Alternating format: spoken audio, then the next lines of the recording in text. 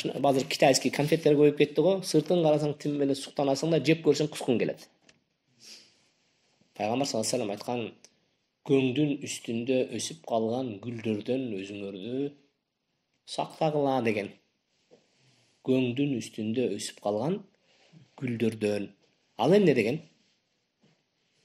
Көңдүн адеби жок, ахлагы жок, маданияты жок, билими жок, жөндөмү жок, бирок сону болуп кийинип алган.